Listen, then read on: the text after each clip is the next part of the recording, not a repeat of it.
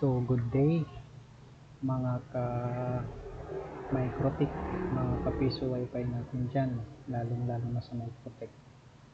So, pakita ko lang sa inyo itong ginawa kong app or web app pang monitor ng sales. Actually, hindi na to bago.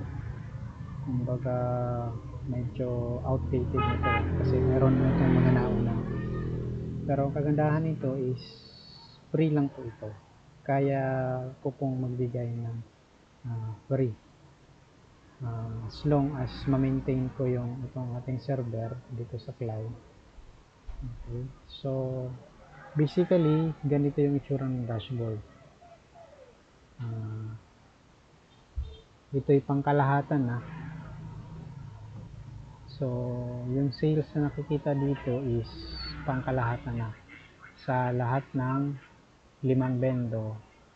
Ito yung sa buong araw, yung tumatakbo sa isang buwan, saka yung tumatakbo sa isang taon. Dito naman nakikita mo yung sales. Dito naka area chart sa daily. So makikita mo kung ano yung mahina at saka pinakamataas na sales. So parang nagpa-fluctuate dito. So yan yung sa daily. So dito naman sa monthly, take note sa lahat po ito ng mga vendors, all across vendors. Okay, so dito naman yung monthly. So nagsimula ako nito, na-implement ko to. Actually ngayon lang, kakasimula ko lang itong June. Okay, so ito na yung running ko sa June. Medyo mahina nga to sa 5 bendo ko kasi walang pasok. Kasi usually yung mga customer namin dito is mga estudyante sa college. So bakasyon ngayon, so kaya ganyan lang. Anyways, so ganun, ito yung main dashboard. So basically yun yung pag-interpret ko, as long as makapag-project siya ng idea, makapture yung sales. Okay, punta tayo sa monitoring. Now pag pumunta tayo sa monitoring, click natin yung vendors. Now dito lalabas yung per vendo computation. So yung daily ng vendo number 1, halimbawa yung kanyang running sa monthly at saka yung kanyang yearly. Okay, so ganun lang siya, napakasimple lang. Pwede nang i-edit yung kanyang description at saka kanyang location. Now kung gusto kong mag-add, okay, halimbawa mayroon akong vendo pa, may dadagdag, halimbawa vendo 5 WPS, and then save ko.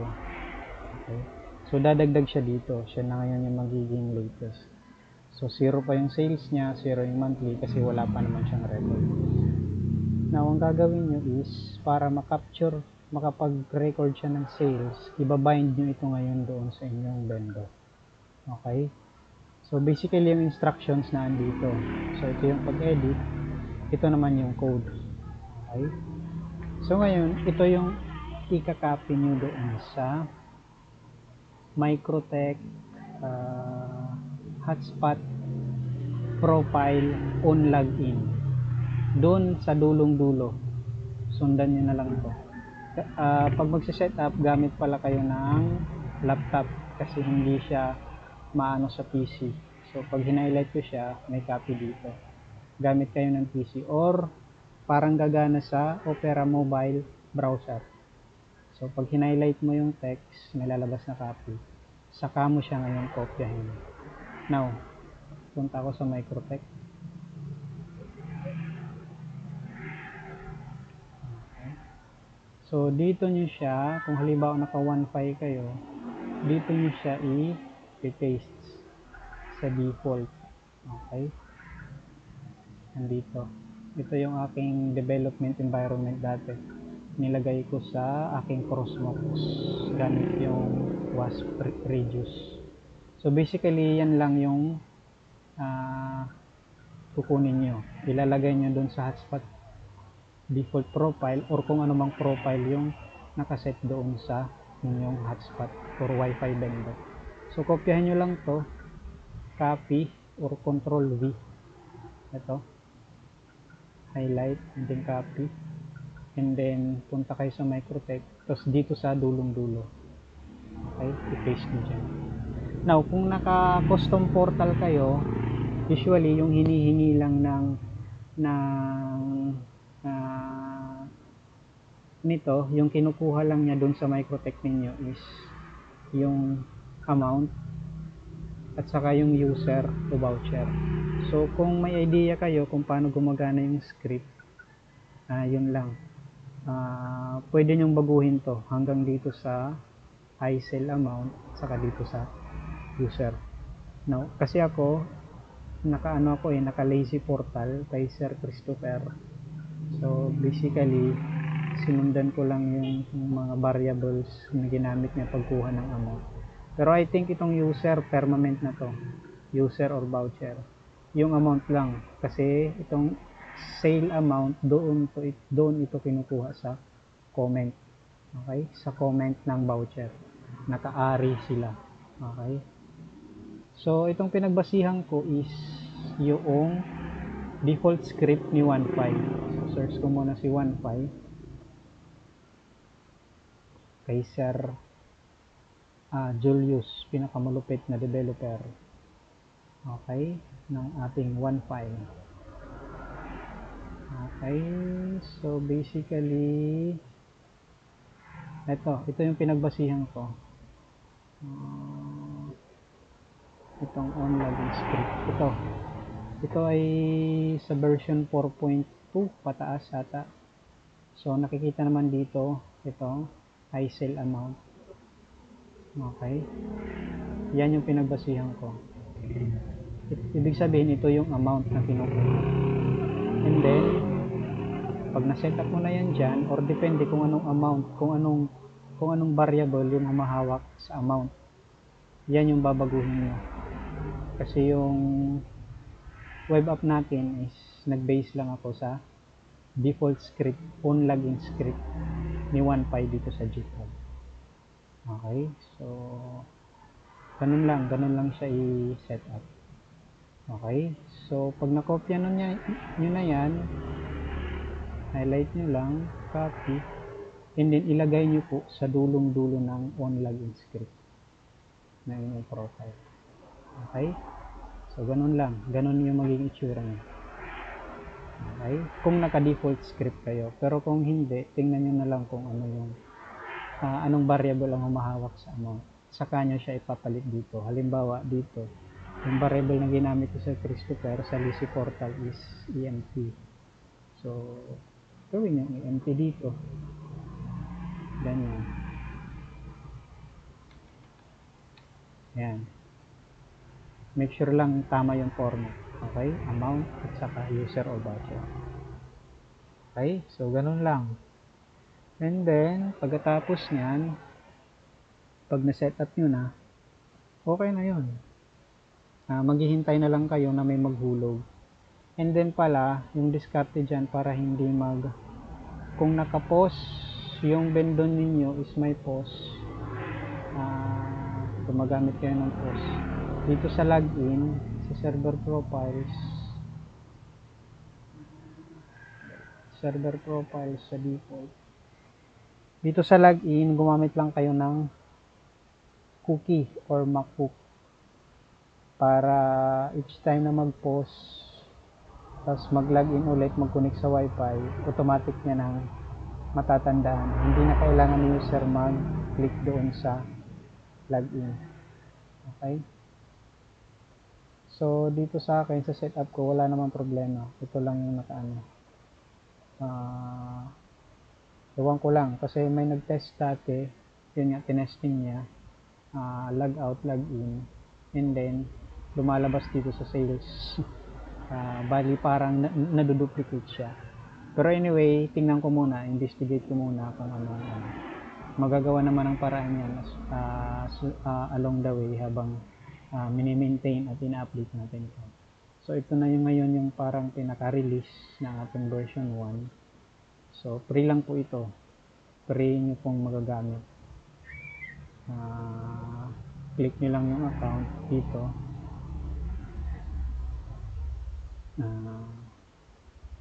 makaka-avail na kayo sa monitoring. Pwede nyo nang makita yung mga performance ng mga window ninyo. Kumbaga parang ano nyo rin, tracking nyo rin. Okay, so meron pala, naglagay ako dito ng mga frequently asked questions. So chat nyo na lang dito si ChatGPT or how to set up. Okay, click mo lang yan. And then meron pa dito, basta may mga question dito yung frequently asked questions. Ayan. Ayan. So ito, naka-host po tayo sa Cloudways hosting service. Okay, so kung mapapansin nyo, wala pa tayong domain. Magpaparegister pa lang ako, pero at least secure na tayo. Okay, naka SSL na tayo, hindi gaya ng dati doon sa aking production na wala pong SSL yun. So dito, ayan. Okay, so ang gagawin nyo is simple lang naman. Sa Vendos nga pala, pagkatapos sa Vendos, dito sa transaction, pwede nyo nang i-print yung mga transactions nyo. Pwedeng per Vendo. Okay, pwedeng per home.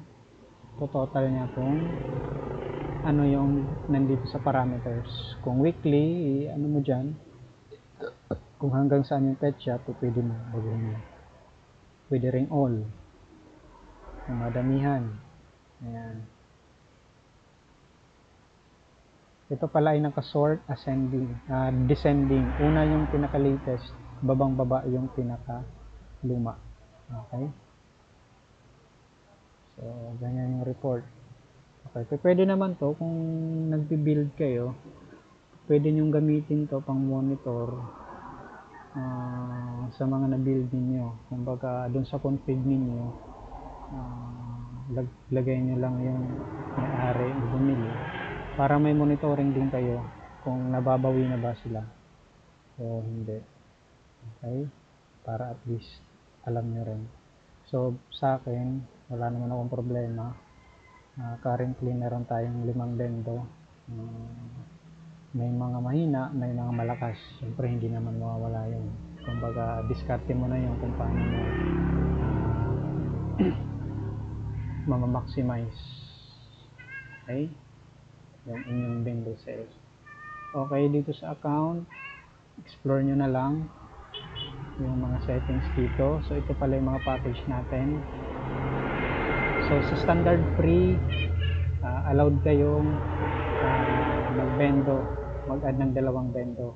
Pwede pa nating dagdagan to, depende sa maging reaction ng ating mga kawanpay dyan. Okay, and then meron tayong 15 Vendos para sa mga seryosong nagbe-Vendo. 15, madami-dami na yan. 15, 25 pesos, 25 Vendos, 45 pesos. So parang pumapatak yan is 1 point almost 2 per Vendo kada buwan. Okay, yun lang naman yung ating kumbaga parang reward para ma-maintain natin to, itong ating hosting, at nailagay natin sa, actually nailagay na, tumatakbo na yung billing ko ngayon sa Cloudways. And then domain na lang, hihanapan ko pa ng domain kung anong magandang mga domain names or domain registrant. Dati meron ako sa GoDaddy, pero medyo sablay yung kanilang hanapan ko ng ibang domain registrant yung talagang 99.9% yung uptime. Okay, so ito lang naman, free ito, free standard free, pero 2 Vendos lang yung may add nyo. If I were you, simulan nyo na dito sa 25 para may 15 kayo. and then mamomonitor nyo yun. Okay, so log out. So kung walang account, register lang kayo dito. Lagay nyo lang yung mga hinihingi, username, password, confirm password, first name, last name optional. Itong email kailangan kasi doon ipapadala yung confirmation link sa pag-activate ng account niyo para makalagin kayo. Okay, so testing nyo na lang, and then feedback na lang.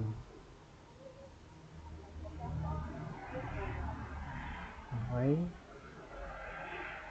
so yun lang.